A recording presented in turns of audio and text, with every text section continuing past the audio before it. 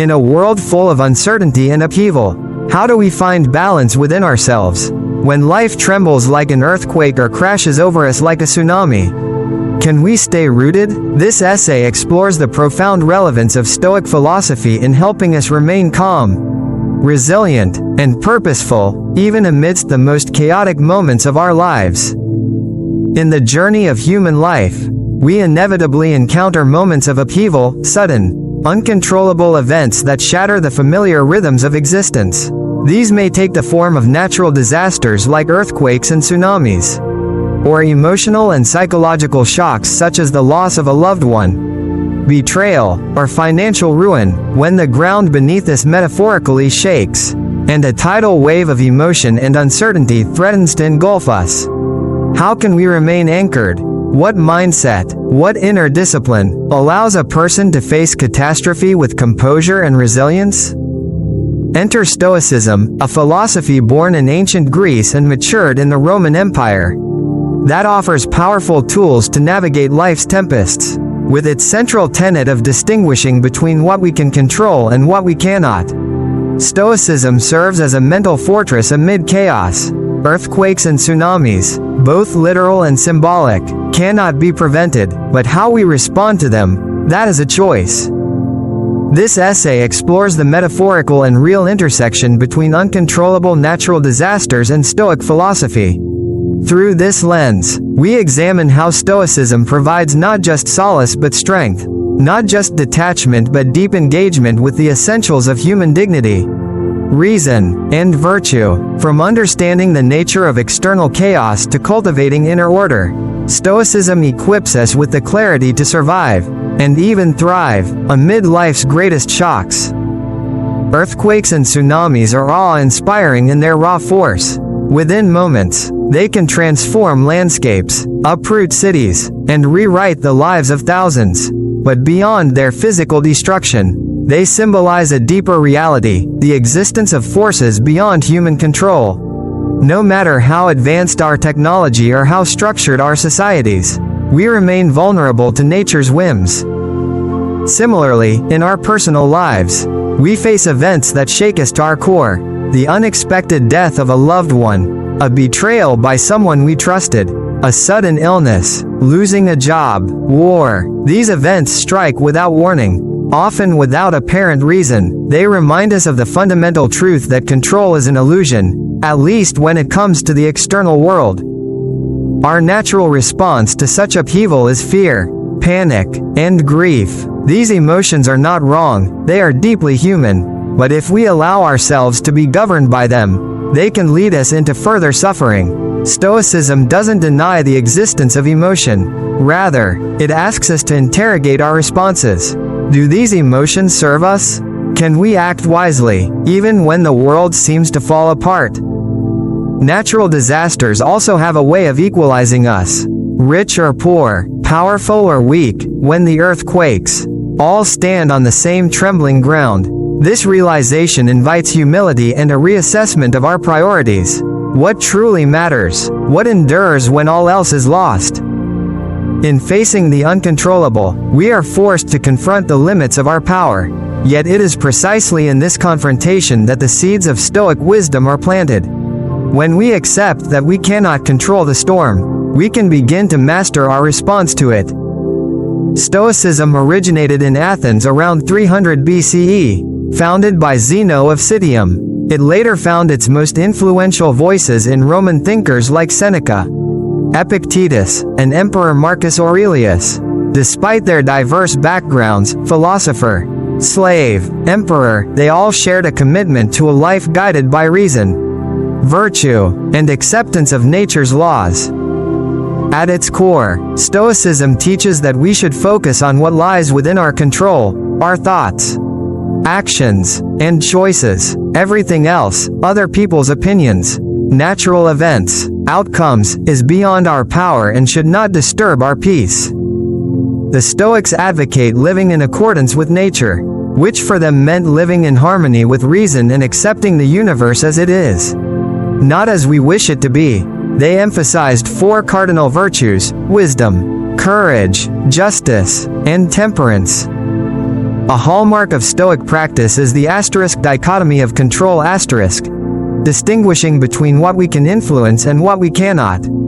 For example, I cannot control whether an earthquake happens, but I can control how I prepare for it, how I respond in the moment, and how I rebuild afterward. This shift in focus from external outcomes to internal responses is liberating. It frees us from anxiety over things we cannot change.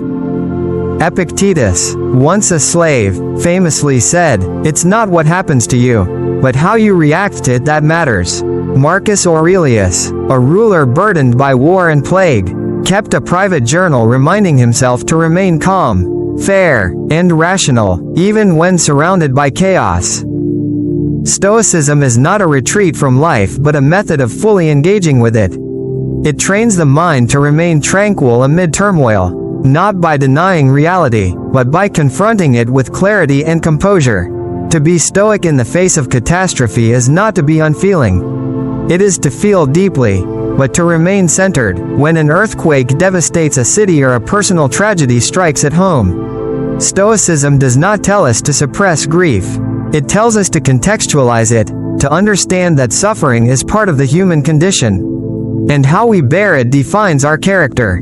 Imagine a person standing in the rubble of a destroyed home. Everything is lost: photos, heirlooms, a lifetime of memories. Despair is natural, but the Stoic asks, what remains? The answer is character, reason, and the capacity to act. Marcus Aurelius, writing during a time of wars and plagues, reminded himself daily that nothing external can truly harm the soul. He wrote, "You have power over your mind, not outside events. Realize this, and you will find strength." Modern examples also abound. Survivors of natural disasters often speak of how the event reordered their values. Material possessions lost their hold. Relationships, community, and inner peace took precedence. This transformation mirrors Stoic teachings. Let go of attachments to impermanent things, and root your well-being in what cannot be taken away, your virtue and your will. Another Stoic technique is premeditatio malorum the premeditation of evils. This involves imagining worst-case scenarios to prepare the mind. Far from pessimistic, it strengthens psychological resilience. When the worst comes, and it inevitably will, the mind is not caught off guard. Thus, Stoicism prepares us not to avoid hardship, but to endure it nobly. It is the foundation beneath our feet when the earth itself begins to tremble. In the modern world, the ground may not shake beneath our feet, but our lives are filled with metaphorical earthquakes, information overload, global crises, personal loss, existential anxiety. Stoicism offers practical tools to maintain mental stability in an unstable age. First, journaling a daily Stoic practice of reflection. Marcus Aurelius's meditations was just that, his personal diary. Writing clarifies thought, reveals patterns of reaction, and helps us gain perspective. Asking yourself, what is in my control today, is a powerful way to reorient your mindset. Second, negative visualization. By imagining the loss of things we value, our job, our health, our loved ones, we appreciate them more deeply. This is not morbid, but grounding. It awakens gratitude and softens the blow if such losses come. Third, voluntary discomfort. Seneca practiced sleeping on the floor and eating simple food to remind himself that he could endure poverty. In an age of comfort and convenience, deliberately exposing ourselves to mild hardship, cold showers, fasting, silence, builds resilience. Fourth, self-discipline. Temperance is often overlooked today, but limiting desires, regulating emotions, and resisting distractions are essential in a world designed to hijack our attention. Stoicism teaches us to say no to impulses, to excess, to unexamined fears. Fifth, serving others. Stoicism is not a solitary pursuit. Justice is a Stoic virtue. The Stoic strives not just for personal peace, but for the betterment of society. In the aftermath of disasters, those who rush to help others embody this virtue. Stoicism is not abstract philosophy, it is deeply practical. It has guided warriors, rulers, prisoners, and ordinary people through extraordinary trials. In the digital age, it remains a timeless guide, helping us stay rooted when the noise of the world grows deafening. Life is unpredictable. The earth will shake, waves will rise, people will disappoint us, dreams will shatter, but we are not powerless. We possess reason, character, and will. Stoicism teaches us that these inner faculties are the true bastions of freedom and peace. To live stoically is not to suppress feeling, but to master it, not to retreat from the world, but to engage with it mindfully. It means accepting reality, while committing to respond with virtue and clarity. In the face of earthquakes, literal or emotional, Stoicism invites us to be like the mountain, not the wave, firm, rooted, and unshaken. When we build our lives upon the solid ground of reason and values, no disaster can truly destroy us. May we all learn, in moments of stillness and in storms alike, to hold steady in chaos. That is the Stoic path.